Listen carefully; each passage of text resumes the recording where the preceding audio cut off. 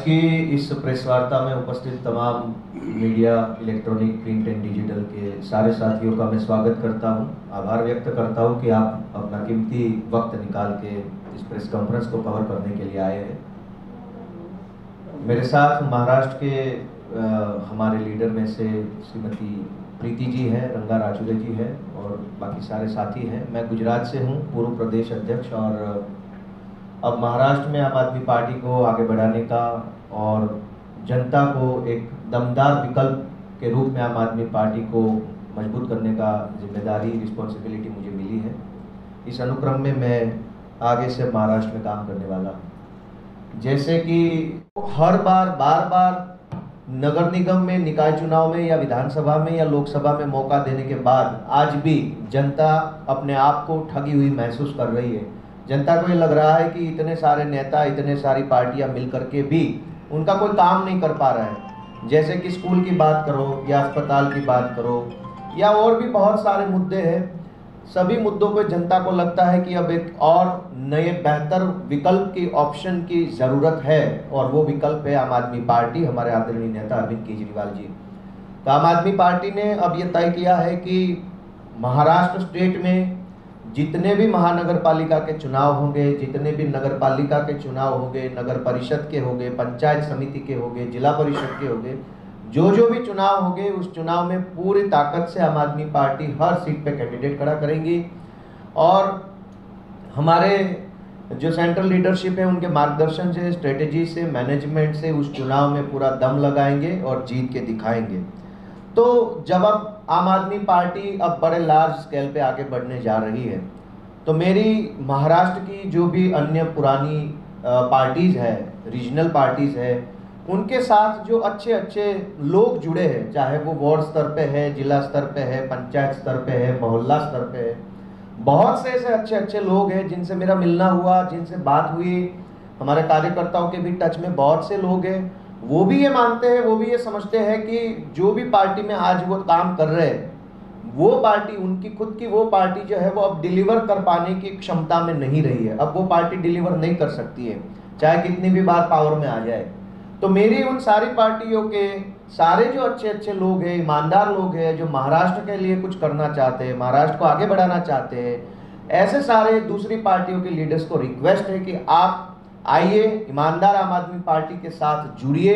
आपका अनुभव, आपका जो टीम है, उसके साथ आप आम आदमी पार्टी को मजबूत करने में और आम आदमी पार्टी के माध्यम से महाराष्ट्र के अंदर एक अच्छे राजनीतिक विकल्प को मजबूत करने में अपना योगदान दीजिए। तो सारी जो पार्टियां रीजनल है, भाजपा है, कांग्रेस है, एनसीपी है, शिवसेना है, दूसरी शिवसेना है, जो भी पार्टियां हैं, सारे के जो अच्छे लीडर हैं, उससे मेरी रिक्वेस्ट है कि आप आइए, इस पार्टी में जुड़िए। और अंत में बस मैं इतना कहना चाहूँगा कि हमारे जो आम आदमी पार्टी के कार्यकर्ता पूरे महाराष्ट्र प्रदेश में हैं, उनको मैं धन्यवाद करना चाहूँगा कि बड़ी विषम परिस्थिति में वो खुद के जेब के पैसे निकाल के भी देश के अंदर एक ईमानदार राजनीति आगे बढ़े, उस उद्देश्य को साकार करने के लिए वो अपना योगदान दे रहे हैं। सारे आम आदमी पार्टी के कार्यकर्ताओं को, प्रदेश की जनता को, सभी को मैं नमन करता हूँ और मैं ये उम्मीद करता हूँ कि छत्रपति शिवाजी महाराज की इस भूमि से हम बहुत अच्छा काम कर पाएंगे और आम आदमी पार्टी जनता के सहयोग से, आप सबके सहयोग से इतना अच्छा काम करके देंगी कि महाराष्ट्र पूरे देश को एक नई दिशा दिखाने का काम आम आदमी पार्टी के कामाला लागलेले आपल्याला दिसते। 5000 लोक मोर्चाला आले होते सदरचे पदरचे पैसे घालून। अशा परिस्थितीमध्ये माझा असा अंदाज आहे की 50,000 कार्यकर्ते उर्वरित महाराष्ट्रात काम करत आहेत, असं सारं जाळं पसरलेलं आहे। आमच्याकडे पुरी करिश्मावाला पुढारी नसल्यामुळे आम्ही न्यूज चॅनलकडे जाऊ फार आमची अडचण झाली। आपणाला काय सध्या असा पावडर लागलेला करिश्मा माणूस वगैरे असं लागतो, त्याच्यामुळे फारसा आमच्याकडे तसं कोणी नाही आहे। बहुतेक शेतकऱ्याची पोरं ह्याच्यात आहेत, त्यांना नीट मराठी येत नाही। मी पुष्कळ आता बीकॉम झालो असलो तरी मला ना पुण्याची मराठी येते ना इलाहाबादची हिंदी येत नाही, त्याच्यामुळे माझाही प्रॉब्लेम होऊ शकतो।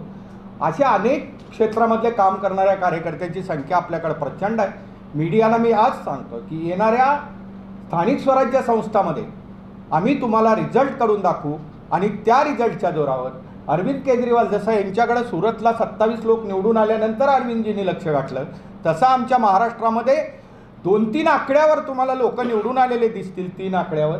आणि नक्की आम्ही सांगू की 24च्या निवडणुका या साऱ्या पक्षाच्या तोंडाला, आत्ता असलेल्या प्रस्थापित पक्षाच्या तोंडाला फेस आणू. तुम्हाला वाटेल की बाबा हे कोण आहे. कोल्हापूरमध्ये संदीप देसाई नावाचा एक कार्यकर्ता. कोल्हापूरचं राजकारण संपूर्ण महाराष्ट्रातलं कारखानदारीचं आणि शक्तिशाली नेतृत्वाचं राजकारण असताना सुद्धा दखलपात्र म्हणून आज आमच्या पक्षाला तिथं गणलं जातं आहे. ही आमची ताकद आहे. हे सारं आमचं अस्तित्व आहे. त्याच्यामुळे मी साऱ्यांना विनंती करतो की आपण आम्हाला जरा मदत करा, म्हणजे आम्ही अधिक वेगाने वाढू, चांगलं कुणीतरी यावं अशी साऱ्यांचीच आपली अपेक्षा आहे. तर आपणाला माझी विनंती आहे की या चांगलं येण्यामध्ये आपण पण मदत कराल, एवढं माझं म्हणणं. Thank you. मुंबई में मुफ्त शिक्षा का कोई एजेंडा रखा है या? देखो, शिक्षा मुफ्त ही होनी चाहिए. संविधान में बाबा साहब ने लिखा है कि पढ़ाई फ्री होगी. अगर आप कोई देश अपने नागरिकों को फ्री में पढ़ा भी नहीं सकता, फिर वो देश क्या, सरकार का काम क्या है. तो शिक्षा तो पूरे देश में, पूरी दुनिया में फ्री होनी चाहिए. ये हमारा दुर्भाग्य था कि इतने सालों तक शिक्षा हम नहीं ले पाए, ताकि जिसके पास पैसा था उन्होंने लिया, जो नहीं था वो अनपढ़ रह गए. अरविंद केजरीवाल जी जो है वो सावित्रीबाई फुले जी के, बाबा साहब के विचारों को आगे बढ़ा रहे, जिन्होंने शिक्षा के क्षेत्र में बहुत बड़ा काम किया है. हमें गर्व है कि हम उन महापुरुषों के विचारों की पार्टी है जो शिक्षा को बढ़ावा देते हैं, फ्री शिक्षा की बात भी करते हैं और पावर में आते हैं तो काम भी करते हैं. मुंबई में भी करेंगे, महाराष्ट्र में भी करेंगे. जहाँ जहाँ आम आदमी पार्टी को मौका पूरे देश में मिलेगा, हर जगह शिक्षा पे अच्छा काम करेंगे. मैम, क्या कोई मुद्दे अभी तक चुने गए हैं बीएमसी चुनाव लड़ने के लिए? बहुत बार आपने प्रेस कॉन्फ्रेंसेस किए, लेकिन मुद्दों के बारे में अब तक कोई भी स्पष्टीकरण सामने नहीं आया. एक्चुअली हमने प्रेस कॉन्फ्रेंस ली थी, मैं दोहराती हूँ हमारे क्या मुद्दे हैं. देश के लिए सबसे बड़ा मुद्दा, जैसे हमारे भाई ने आज पूछा, वो शिक्षा है. मुंबई में बीएमसी स्कूलों की हालत ऐसी हो गई है कि अब 2-2.25 लाख बच्चे हैं, और वो भी उन स्कूलों में जो एनजीओ चला रहे हैं. परसों जो मदनपुरा में हादसा हुआ, एक छोटी सी बच्ची के साथ दुष्कर्म हुआ, ये बीएमसी स्कूल में हुआ, क्योंकि जिस तरीके से वो बीएमसी की सिक्योरिटी भी स्कूलों की कॉन्ट्रैक्टर को दे देते हैं और कॉन्ट्रैक्टर लापरवाही करते हैं, उसकी वजह से आज बीएमसी स्कूल, जो एक शिक्षा का मंदिर, एक बच्चों के लिए सुरक्षा की जगह होनी चाहिए, वहां पे इतनी बुरी घटना घटी है. तो मुंबई में शिक्षा सबसे बड़ा जरूरी मुद्दा है, और हम आम आदमी पार्टी जब मुंबई में बीएमसी में जीतेगी, तब हम मुंबई में वर्ल्ड क्लास स्कूल्स बनाएंगे. हमारा प्रथम कार्य है. दूसरा मुद्दा है सेहत. अब सेहत में हम अपने बारे में क्या कहें. हमारे बारे में तो ईडी सरकार ही बोल रही है. हर बस स्टॉप पे उन्होंने आपला दवाखाना लाऊन ठेवला है. तो आपके दवाखाने बनेंगे, आप ही आके बनाएगी, क्योंकि इन लोगों को प्रचार करना आता है लेकिन काम करने की नियत नहीं है. तो ये जो हर किलोमीटर पे दिल्ली पे मोहल्ला क्लिनिक बनी, और मुंबई में बीएमसी के पास बस दवाखाने और अस्पताल ही नहीं है, मेडिकल एजुकेशन है. 30 साल पहले जब मैं पढ़ रही थी तब 4 मेडिकल स्कूल थे. आज जब मेरी बेटी पढ़ रही है तब 4 मेडिकल स्कूल हैं. मुंबई में मेडिकल एजुकेशन को भी सुधारने की, उसकी भी सीट्स बढ़ाने की जरूरत है. और मुंबई के अस्पताल वर्ल्ड क्लास अस्पताल हैं, उनका काम जो ओपीडी का है वो मोहल्ला क्लिनिक्स में ले जाने की जरूरत है. वो काम आम आदमी पार्टी करेगी. तो सेहत हमारा दूसरा मुद्दा है. एक इशू है हमारी सड़क. इन सड़कों को जिन्होंने कॉन्ट्रैक्टर से पैसे खा के बीएमसी ने खोखला कर दिया है, हम सड़क ठीक करेंगे, हम इंटरस्टेट बस टर्मिनस बनाएंगे, साइडवॉक्स ठीक करेंगे, और हम स्टेट गवर्नमेंट से लड़ते रहेंगे कि ये 5 टोल जो मुंबई को बांध के रखे हैं उन्हें हटाए जाएं. तो सड़क का मुद्दा मुंबई का एक स्पेसिफिक मुद्दा है जिसपे हम सबसे ज्यादा काम करेंगे. और लास्ट लेकिन नॉट लीस्ट मुद्दा है सफाई.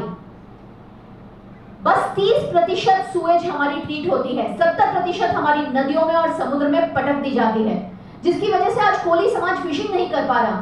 प्रदूषण आज इतना बढ़ गया है, 350 था कल चेंबूर में AQI. जरूरत है, और उससे भी ज्यादा जरूरत है.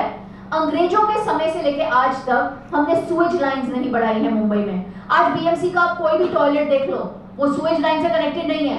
बीएमसी के खुद के टॉयलेट उन्होंने नालों में छोड़ दिए या सेप्टिक टैंक बनाए हैं. ये शर्मनाक बात है. सूएज लाइंस डाल के मुंबई में एक्चुअल सफाई देना, टॉयलेट्स बनाना जो लोग इस्तेमाल कर सकते हैं, ये हमारा काम है. तो सेहत, शिक्षा, बिजली, पानी, सड़क और सफाई, ये मेन मुद्दे हैं मुंबई के. लेकिन इससे भी ज्यादा और कई मुद्दे हैं जिन पे हम अपने मैनिफेस्टो में आपके साथ हमारी सारी विजन शेयर करेंगे. मैम, लेकिन पिछले कई सालों से शिवसेना की जो है रूल कर रही है बीएमसी, तो क्या उनके कुछ मुद्दों को चैलेंज करने का विचार है? क्या उन्होंने जिस तरीके से नीति बनाई है इतने सालों उनकी पूरी नीति को उठा के हमें कचरे के डब्बे में फेंकना पड़ेगा। सबसे पहली सफाई तो झाड़ू वो करेगा, क्योंकि कोई नीति नहीं है। एक ही नीति है, स्टैंडिंग कमेटी में प्रपोजल पास करना, ये है उनकी नीति। 2020 में 1 घंटे में 300 प्रपोजल पास किए थे स्टैंडिंग कमेटी में। इस फुर्ती से ये प्रपोजल पास करते हैं क्योंकि हर कॉन्ट्रैक्टर से हर पार्टी को पैसा मिलता है। उनकी नीति है मुंबई को लूटने की नीति, और उस नीति को हम समाप्त करेंगे। लेकिन महाराष्ट्र के इश्यूज पे थोड़ा गोपाल इटालिया जी से अगर आप प्रश्न पूछना चाहते हैं तो वो जवाब देने के लिए महाराष्ट्र में क्या ऐसे देखो, मैडम ने पूछा कि मुद्दा क्या है। मैं एक ऐसे मुद्दे पे आपका ध्यान आकर्षित करना चाहूँगा कि जैसे मेरे संज्ञान में है कि मुंबई में बहुत पुरानी चाल है, बहुत सालों से बनी हुई है, अनऑथोराइज कॉलोनियाँ है, स्लम बस्ती है, वहाँ पे पब्लिक टॉयलेट्स है, यानी कि कॉमन टॉयलेट्स है। मुझे ये पता चला है कि टॉयलेट माफिया है। अब पूरे देश में जब मुझे ये बात पता चली, मैं जब वहाँ गया, किसी से मिला और राजनीतिक बात करना चालू किया, तो किसी ने बताया कि ज़्यादा इधर उधर करेंगे तो पार्टियों के माफिया जो टॉयलेट को चलाते हैं वो हमारा टॉयलेट बंद कर देंगे। अब इससे बुरी बात क्या हो सकती है? आज़ादी के 75 साल के बाद इस देश के जनता को टॉयलेट माफिया देखना पड़ रहा है, जो ये धमका रहा है कि अगर आप दूसरी पार्टी को सपोर्ट करोगे, दूसरी पार्टी के लोगों से मिलोगे, मीटिंग्स करोगे, तो आपका टॉयलेट बंद कर देंगे। इससे बुरी बात, इससे घटिया बात क्या हो सकती है? मैं झूठ तो नहीं बोल रहा, मैं मुंबई से नहीं हूँ, लेकिन मैं जो जान के आया वो सही बोला है, सच बोला है। और सारी पार्टियों के माफिया टॉयलेट पे और पानी पे कब्जा किए हुए कि अगर आप उस माफियाओं के अंडर में काम नहीं करोगे तो आपका पानी बंद कर देंगे, टॉयलेट बंद कर देंगे, साफ सफाई की तो बात ही नहीं है, कर ही नहीं रहे। तो मुझे लगता है कि मुद्दों की कोई कमी नहीं है। मुंबई तो छोड़ दीजिए, पूरे देश में मुद्दे ही मुद्दे हैं, इतने सारे मुद्दे हैं कि कौन सा बोले और कौन सा ना बोले। कमी है एक अच्छी पार्टी की, अच्छे लीडर्स की, जो कि आम आदमी पार्टी पूरी करेगी। मुद्दों की लिस्ट तो पूरा ऐसे लेके जेड तक बना हुआ है, ये मुद्दा, वो मुद्दा, जो मुद्दा। हम चाहते हैं कि राजनीति ईमानदार हो, राजनीति में साफ सुथरे लोग हो, अच्छे लोग हो, अच्छी नीयत वाले लोग हो और पार्टी अच्छी हो, तो सारे मुद्दों का हल निकल सकता है। बस हमारी यही रिक्वेस्ट है आप सबसे कि हम राजनीति में बदलाव लाना चाहते हैं, मुद्दों की राजनीति करना चाहते हैं, माफियाओं को खत्म करना चाहते हैं, चाहे वो शिक्षा माफिया है, चाहे वो टॉयलेट माफिया है, चाहे पानी का माफिया है, चाहे वो बिजली माफिया है, चाहे टेंडर माफिया है। सारे माफिया को खत्म करके जनता का शासन, यानी कि स्वराज, जो कि स्वराज का नारा महाराष्ट्र से ही निकला था, उस स्वराज की स्थापना करना चाहते हैं। सभी का बहुत बहुत धन्यवाद। Thank you so much.